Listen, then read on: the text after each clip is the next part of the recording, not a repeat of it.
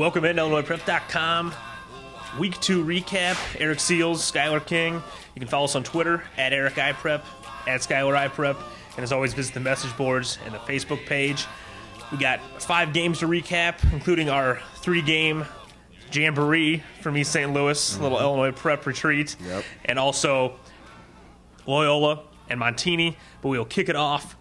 Maine South, Wheaton South. We were there on Friday night, and it wasn't pretty. No, it wasn't. Even Coach and Sarah at the end of the game was like, you know what, that's an ugly one.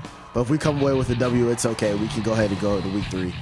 Matt Alviti, 94 rushing yards, touchdown, 110 passing yards. Paul Preston, putting up some good yards, just shy of 100.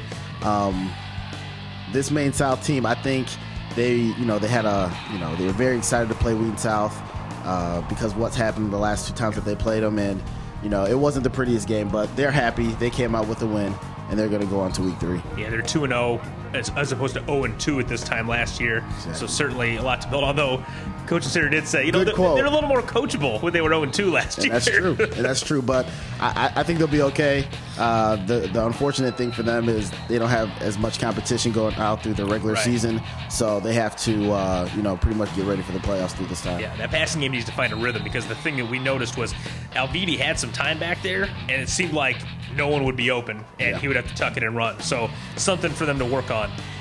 Saturday, lightning delay. We were thinking about going to this game, and then we didn't. And it was like, man, we've been sitting through lightning delay after lightning delay. But Malcolm Weaver's the truth. Yeah, Malcolm Weaver. We talked about him early in the year. Talk about him being one of the best quarterbacks in the state of Illinois. He definitely showed that last week. They put up 21 points in the first quarter.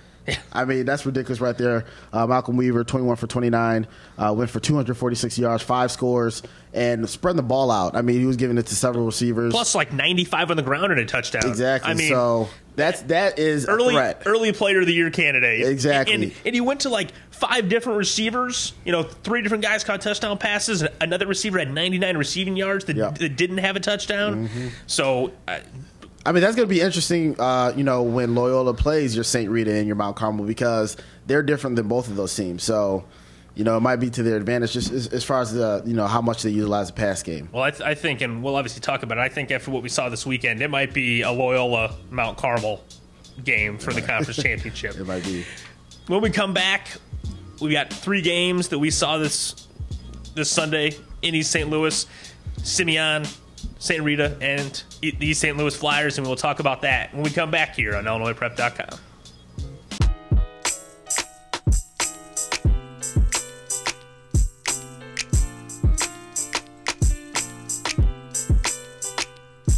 Welcome back in IllinoisPrep.com. We wanted to see St. Louis last year, didn't get a chance to, so we took the trip down. The long trip down, long trip back.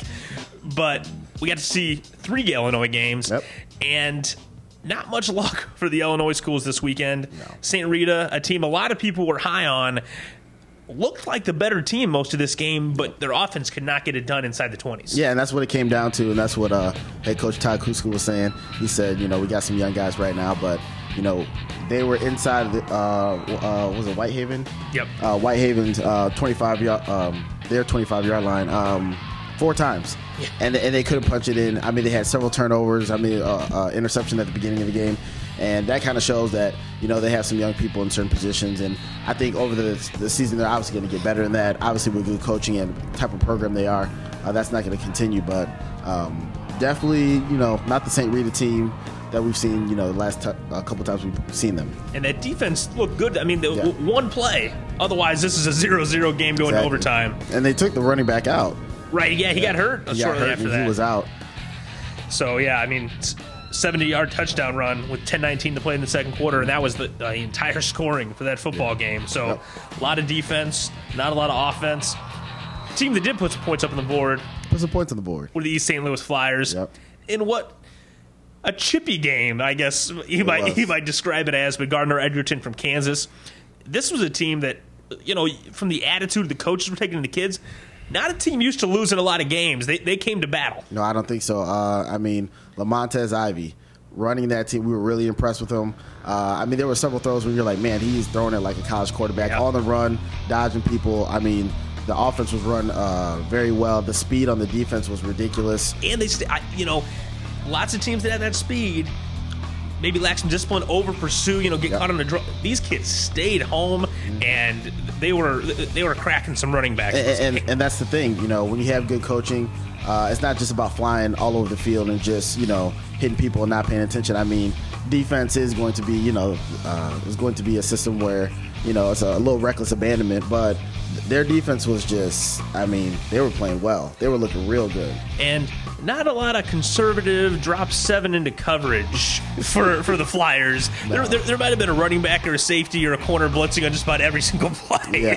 Yeah. Gardner Egerton, very good team. They stayed in the game the whole time.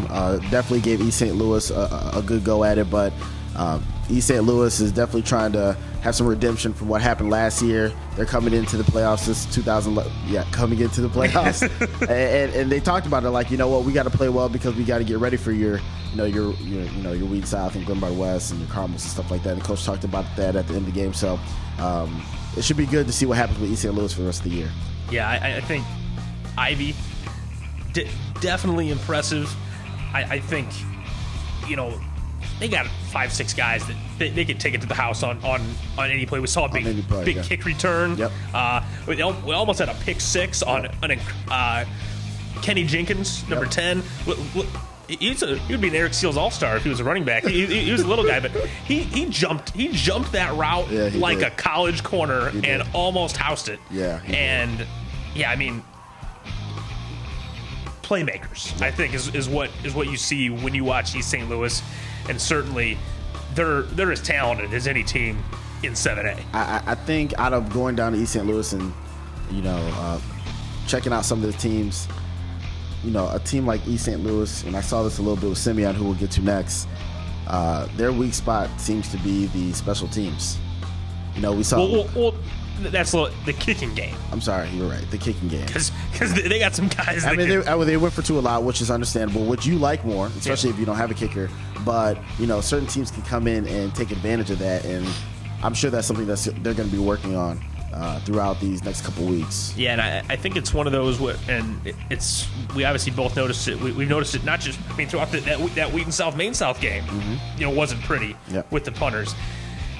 And that's going to happen because most of these punters are just position players that happen to be the punter. Spending 5 minutes in practice, maybe practicing it, and that definitely doesn't help. In Chicago, when the weather gets bad and the winds are swirling, you're going to get a lot of. And that's going to happen down in Champaign. So right, and we were counting some of those guys like. That was an 11-yard punt. Yeah, that was an. They should have just went for it half the time, right? One thing I was also thinking about with East St. Louis, similar to Maine South, is their regular season. They're not going to have that many games where they're going to be pushed when you hit conference. So I know O'Fallon's supposed to be a little bit better this year. So again, this is a team that has to really prepare. They have to play better than their opponent all the time, regardless of how good they are. And you alluded to it. That it was actually the first game of the day, the third game we're talking about. Simeon, no Robert Gregory, which is obviously huge. You got an SEC quarterback that's out. Yeah. But you saw some of the problems with the receiving core that you alluded to from that Mount Carmel game. Yep. You saw a lot of drops. And this one not as bad as the Mount Carmel game as far as the amount of drops, but there were still drops. You got a junior quarterback coming in, getting the system together. Timing and everything is going to make a big difference, so that might have played into it. But, some other things, and we talked about this during this game, and I know about this in particular because I used to do it, especially in my younger days, being a running back, a lot of tiptoeing. Yeah. There was a lot of, before, running backs were even getting to the hole, making moves, trying to make cuts. Yep.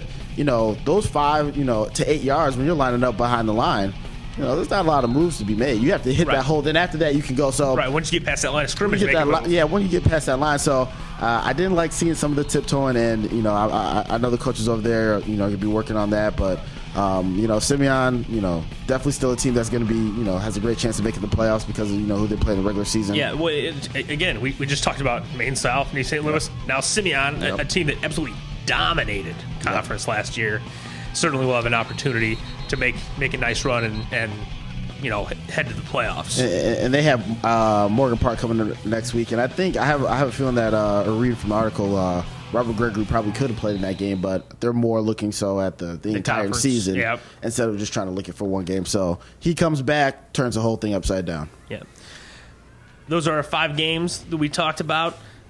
We'll do a little overtime here, talking about other things from around the state. But Eric Seals, Skylar King, as always, you can get at us at Eric iPrep, at Skylar iPrep. Visit the message boards, Facebook, and we will see you next time for Week 3 preview here on IllinoisPrep.com.